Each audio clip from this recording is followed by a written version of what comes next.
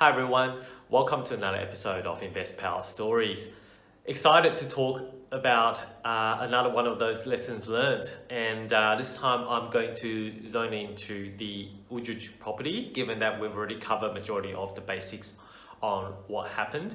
And I did talk a bit about this property on my blog as well, so including the renovation story, a bit further about how I acquired the property. Of course, in our last Invest Power Story series as well, we've covered a little bit about the buying process. So that completes pretty much the whole picture. And what's remaining now really is to do a retrospective review on where we're sitting 3 years in after this property has been purchased. So that's what I thought I'll cover today. And hopefully, these major lessons that I learned out of this property will be able to help and guide you in choosing the right asset for your next investment.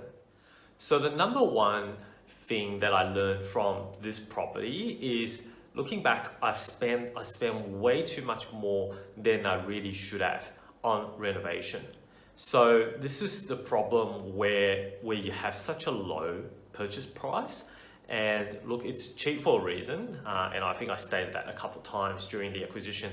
Cheap for a reason, therefore any kind of renovation to be done to a certain degree will be quite costly in that sense. So if we look at some specific figures, this property was purchased about $295, around that mark, so let's say $300,000. The renovation that I spent on this property, all in all, was about $40K. So that's actually over 10%.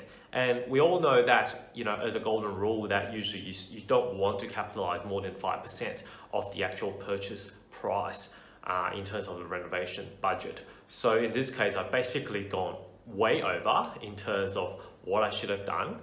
And I did that out of desperation at that time because I couldn't get a tenant in. I purchased the property, it's settled, and I'm just struggling to get it rented out.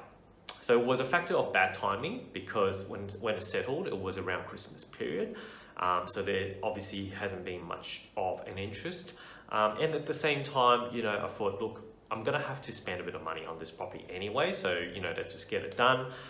Coupled with the bad builder incident that has happened. So, I decided to bite the bullet, put my feet down, and just get the renovation done properly. So unfortunately, looking back, that a number of factors that caused this, but for dollar return on investment value, I'm not seeing that at the moment. As a matter of fact, if people look at how much properties are currently selling in Woodridge, they're probably still around the 300 mark. So if I add up my total cost of say $295 plus stamp duty on top, that's about $300,000 already, something like that.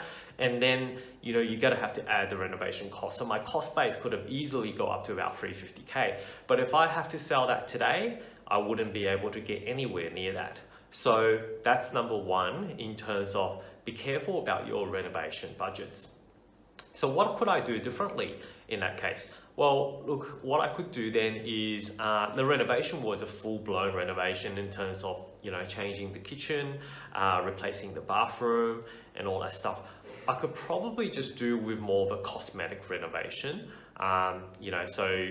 keeping the kitchen in place but doing a bit of repaint, swapping some of the key components rather than pulling out the whole thing. Same thing with bathroom as well, so just slight tidy up in that sense. And the other thing is I might just drop the rent. If I couldn't get it rented out at $350, sure, then I might as well drop to $340 or even $330 if I have to. So as long as the market rent is kind of hitting that spot, then that's another way of looking at it rather than having to throw about $40,000 on top of that. And now I'm still, I'm not seeing obviously the return that I have put in initially. So something to keep in mind when you are doing your renovation budgets, just make sure you try to cap it at max 5% of the purchase price. And also just be careful not to overcapitalize on a property that could be in a low socio-demographic area where there is not much chance of capital growth.